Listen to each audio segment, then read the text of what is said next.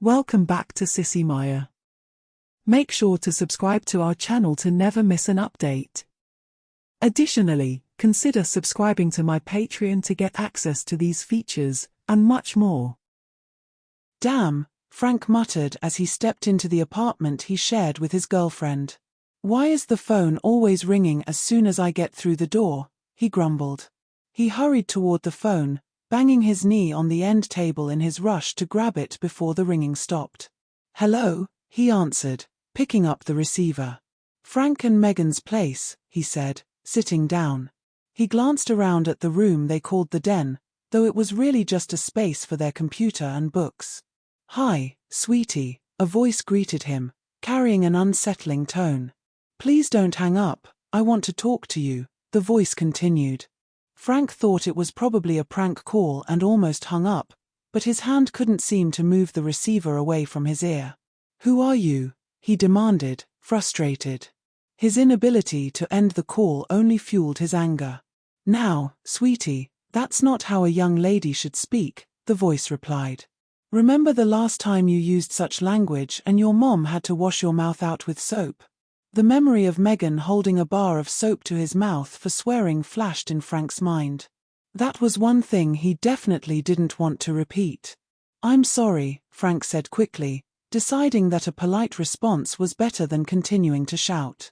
As he spoke, he noticed his voice sounding oddly higher and softer. Before he could think about it further, the voice returned. That sounds much better. Now, sweetie, what's your name? The voice asked. Frank was about to say his own name but then recalled a conversation with Megan from the week before. They'd discussed names for future children. Megan had said she was open to any boy's name but insisted on choosing a daughter's name. Without thinking, the first name from Megan's list came to his lips. Kaylee, Frank said, his voice now noticeably higher. What a lovely name, Kaylee, the voice said. What grade are you in? I'm not in school, Kaylee replied, surprised at how natural the name felt now.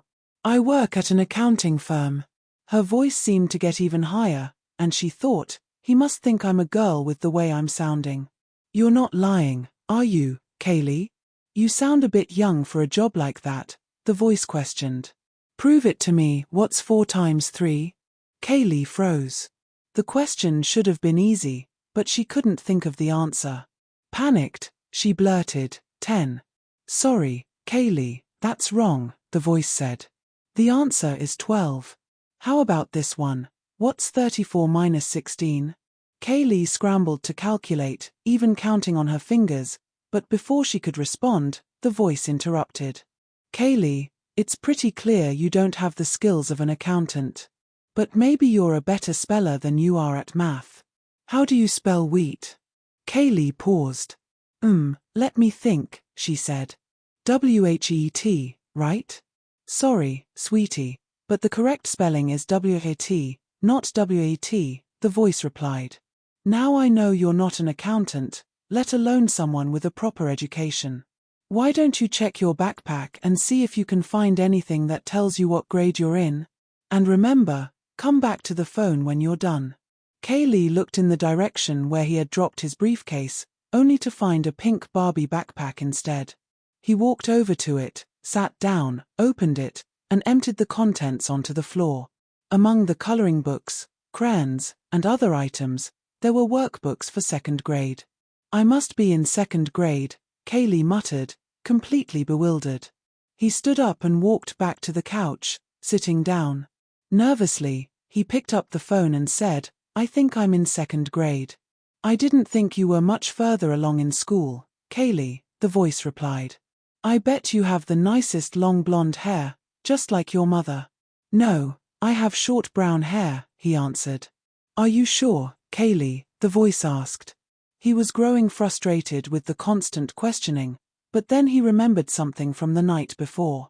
Megan, as they were getting ready for bed, had brushed his hair. Kaylee reached up instinctively and found his hair now long and blonde, held back by a headband. No, I have blonde hair, he said, his voice filled with worry. All right, Kaylee, here's an easy one. How tall are you? The voice asked. Kaylee thought he knew the answer. I'm 6 feet, he said, but the voice challenged him. Are you sure? I bet your mother has one of those height charts by the door. Why don't you go grab a ruler to measure yourself? And remember to come back to the phone, it's not nice to leave someone hanging. Kaylee got up and grabbed his ruler from the backpack. As he crossed the room toward the place where Megan, Mommy, had put the height chart, he noticed the room seemed to be growing larger. A part of him wanted to run, to escape, but he felt compelled to obey the voice. After measuring himself, he crawled back onto the couch and picked up the phone with both hands. I measure 48, he told the voice. So, you're only 4 feet tall, not 6, as you said, Kaylee, the voice responded. You really don't know much about yourself, do you? Here's a simple one. What are you wearing? Kaylee thought this would be an easy answer. I'm wearing a suit and tie, he said proudly. But then the voice asked, are you sure? Kaylee looked down at himself and saw he was wearing a white short-sleeved blouse with a Peter Pan collar, a blue jumper with a school badge, and a small crucifix around his neck. A flowery bandage was on his leg, just above his blue knee-high socks, and a pair of girls' shoes completed the outfit. No, he said quietly. I'm wearing my school uniform. He remembered that Mommy was Catholic, and although he had never cared about religion, Mommy always attended church, so he had to as well. You must be a really cute girl, Kaylee, the voice said. No, I'm a boy, he replied firmly. Would a boy have long hair in a headband and wear a dress? The voice asked. No, Kaylee responded meekly. Then you must be a girl, the voice insisted. Kaylee felt strange for a moment as her body shifted to reflect its new feminine form. Ah, she responded. Well, Kaylee, you'd be quite the heartbreaker if you had the chance to grow up, but that's not in the cards for you, the voice said menacingly.